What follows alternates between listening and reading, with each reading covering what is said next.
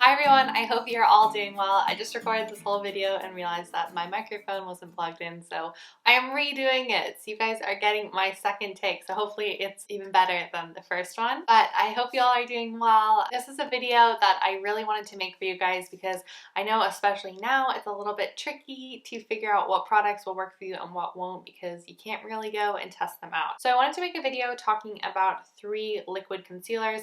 I think that's what they're called. That's what I'm calling them. They're concealers that are applied with a doe foot applicator.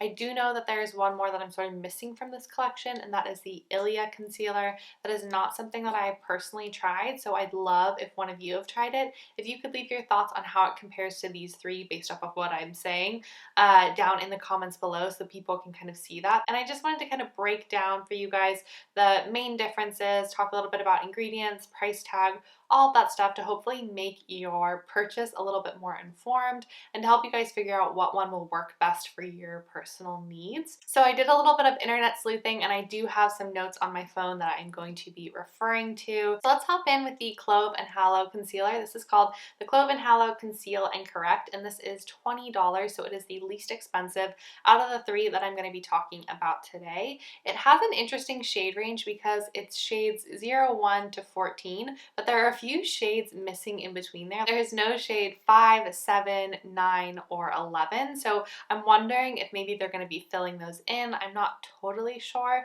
what that's all about, but I thought that was kind of funny and I had never noticed that when I went on the website before, so I kept trying to count how many shades there were and I was like, there has to be 14. Why am I only counting 10? But that is why I'm only counting 10, because there are only 10 and there are a few shades missing in there.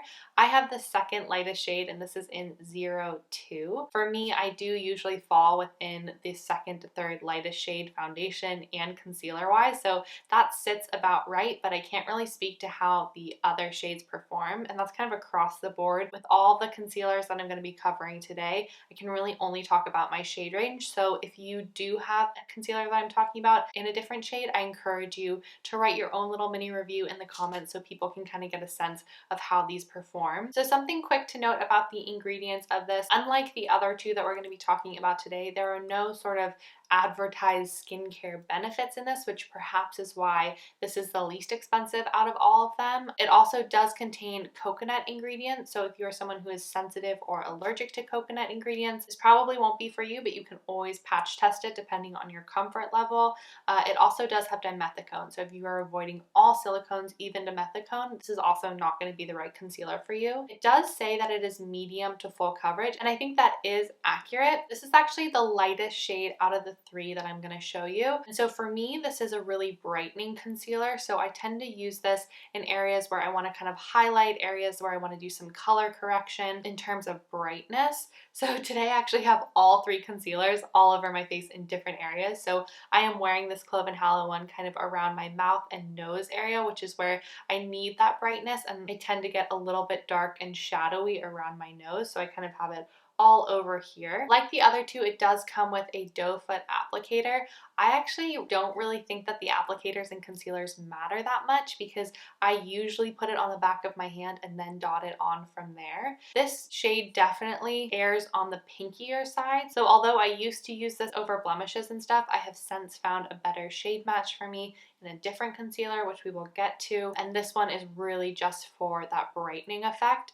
Also, because it does have a pinky undertone, it's really great for canceling out dark circles and shadowy areas on your face. The formula itself sits somewhere in between the Kosas Revealer Concealer, which we will talk about, and the Thick Concealer, which we will talk about. It's not as watery as the Kosas concealer, but it's also not quite as thick and mousse-like as the Thick concealer. It's that medium formula, and it also dries down pretty quickly. So this is one that I work with a little bit faster than the other 2, and when it does dry down, it sets in place and it's more of a matte finish. So if you have oily skin, this could be something that you're interested in, but for drier areas, this is not something that I use. Like with most concealers, there are claims about this that it's not cakey, that it won't crease crease. I think creasing for all three of these are really personal. It really depends on where you're putting them. For me, I always get creasing under my under eye just because I have like lines, you know, like a normal human, and product just settles in there. So for me, creasing isn't even a factor. Like, I'm not even going to cover it with any of these concealers because it doesn't matter to me. I just sort of blend it out over those areas and try not to be too heavy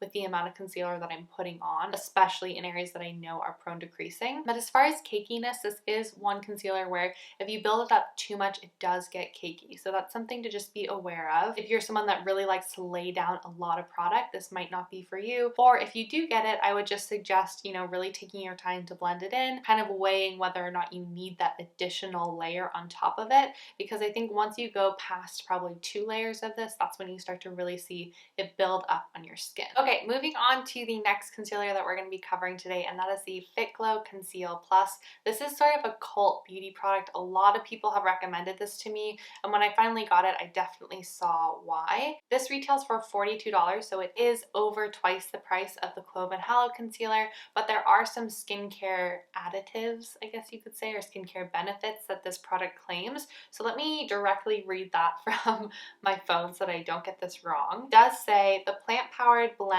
of phytoelastin, organic green tea, vitamin K, and licorice root diminishes the look of blemishes, pigmentation, and fine lines, leaving skin stronger and smoother. So there is kind of a claim to this. This is like a treatment concealer, I guess you could say. There are 9 shades, and I am the shade 2.5, which is the 3rd shade in the range, I believe. This is called light medium. I also have a small sample of the shade 2, which is definitely a little bit too light for my skin tone. Again, this is a concealer that claims to be medium to full coverage, and I think that is definitely true for me personally. I don't even feel like I need a second layer of this. I feel like it applies just how I want it to the first time. This shade for me also airs on the pinker tone, so that's something to keep in mind. If you have a really strong undertone, then you have to consider whether or not sort of a pinker leaning shade will work for you. Again, I'm only talking about the shades that I have personal experience with, so if you guys have tried it in a different shade, let me know. Do all of them lean kind of pink, or is it just some of the lighter shades that do? I feel like the most interesting part about this concealer is the texture because it's super unique. It's almost mousse-like. It's definitely the thickest out of the 3 concealers that I'm going to be talking about today, but it still feels extremely lightweight on your skin, and although it sets in place, it doesn't have the same matte finish as the Clove and Halo concealer, and it doesn't quite have as glowy of a finish as the Kosas concealer. So it sits in the middle of those two, even though it's, for me, what I consider the highest coverage and thickest formula, despite it not feeling heavy on your skin. So the actual texture of this concealer feels silicone-like almost, because it sort of sits weightlessly on top of your skin and really does help to fill in fine lines and pores. And I end up actually using this sometimes as more of like an all-over base product. So for example, if I'm using something with lighter coverage like the Suntegrity 5-in-1, but I need a little bit something extra to cover pigmentation or maybe slightly red areas, I reach for this and even like dot it all over my chin and then sort of blend it in. I do have it down in sort of this area today because I did have some redness, a little bit of breakouts, and then I have it on a couple of spots that were more raised and red or dark and pigmented on my face and in my complexion. This is definitely more of my skin tone than the Clove and Halo concealer, but it's not quite as much of a match as the Kosas concealer, which we will get to. So this is the smallest shade range available. Like I said, this only has 9 shades and I'm already the 3rd shade in this. So that's something to keep in mind. Hopefully they've already expanded their shade range a little bit, and who knows, maybe they're planning on expanding it a little bit more, but it can be tricky to find the right color for you in this one. But certainly if it works for you, it's definitely a concealer worth checking out, just because the finish is so pretty, velvety, very natural, and the coverage is really high. So if you've been searching for a really good high coverage concealer, this is one that I would definitely check out. Now moving on to the final concealer that we are going to be covering today. This is the Kosas Revealer Concealer. This is the most recent launch out of the 3, and this is the most recent concealer that I've tried. This sits in between the 2 price points, so this is $28, but this also has the most shades available. There are 16 shades. I am shade 2, which says a porcelain with neutral undertones, so I am the 2nd lightest shade. 02 also happens to be the shade that I wear in their Kosas Tinted Face Oil, so I'm assuming that you can kind of like use that as your reference for what shades will work best for you. This claims it is a medium to full coverage concealer, but for me personally, I find it light to medium. Maybe that's just because that's how I'm wearing it, but I don't actually build it up that much on my face and I still think it looks really nice. I have not found it to be cakey even if you build it up a lot. That's something that's really nice about this. It also means though that you are getting less coverage right out of the tube. So if you know for sure you're a high coverage ride or die kind of person, this might not be something you want to use just because it does take a little bit of work to build it up. That being said, it is the most skin-like out of the 3 concealers that I'm talking about today. There are some skincare benefits that this concealer claims, so that's probably why it sits more expensive than the Clove and Halo concealer. So I'm going to read them again from my phone. It says there's caffeine for your under eyes, and that helps to sort of like constrict blood vessels and get rid of darkness. There's pink algae for glowy skin. There's arnica and provitamin B5 for soothing and healing. So if you're putting it over blemishes, there's supposed to be some like soothing and healing effects. And then there's also peptides and hyaluronic acid for plumping. So those are sort of the claims that they have made with their ingredients list. Their ingredients list is the longest out of the 3 concealers that I'm talking about today. Whether or not that makes a difference to you, who knows? It was the hardest for me to decipher though. So if you're really a stickler for knowing exactly what every ingredient does in your product, then this one's going to take you a minute because it's a bit long. I have, however, been reaching for this concealer the most recently. I just really like how it applies. It matches my skin tone the best out of the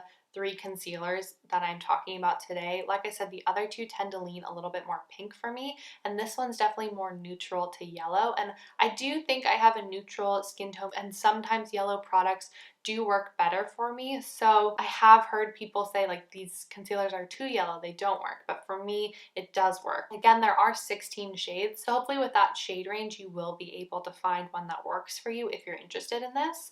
The doe foot applicator is the most unique out of all 3. I'm pretty sure it's identical to the applicator they use for their 10-second eyeshadow palettes. It's more sponge-like, which I think works better for this formula because it is so liquidy. Not runny, it's just not going to be as thick as the other 2 we've talked about, but that also means that the coverage is a little bit lighter and more skin-like.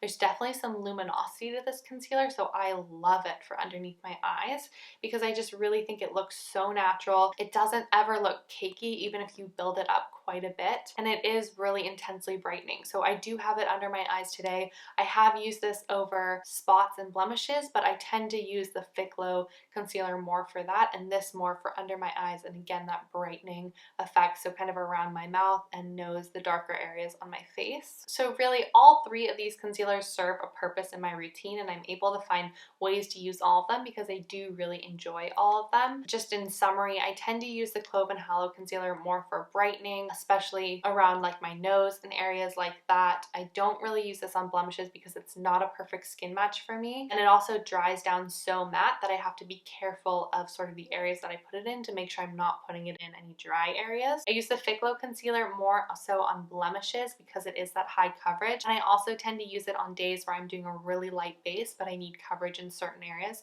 because it blends super well into your skin. It has more of a natural skin finish, so it's not quite as matte as the Clove and Halo one, and it just covers really well. And then I've been using the Kosas Revealer concealer sort of as like an everyday really lightweight concealer, especially when I'm not super concerned with having like full coverage or having a really flawless base. I especially like this underneath my eyes, again because it's not really heavy, it doesn't look cakey, and although it sets, it doesn't dry down to be matte at all. It's really glowy, really skin-like, and I just have really been enjoying this. So with all that in consideration, the price, the ingredients, sort of how I use it, my opinion on it, the formula, you guys have to make the decision that works best for you, but hopefully this is helpful and gives you guys a little bit of a guide. I know a couple of years ago I did a video on like the best concealers in clean beauty, and those were out of the ones I had tried previously. So I have another video covering 3 other concealers you guys can check out as well, trying to give you as broad of a review as possible so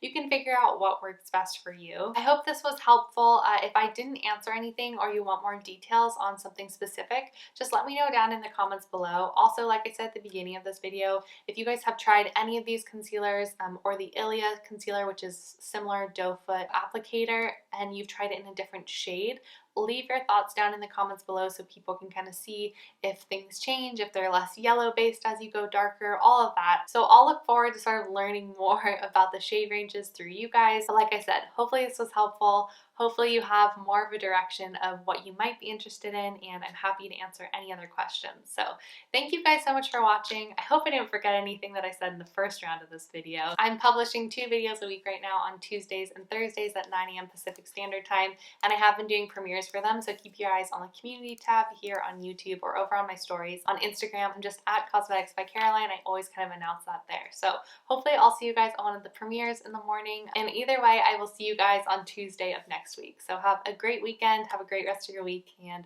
I will talk to you guys very soon. Bye!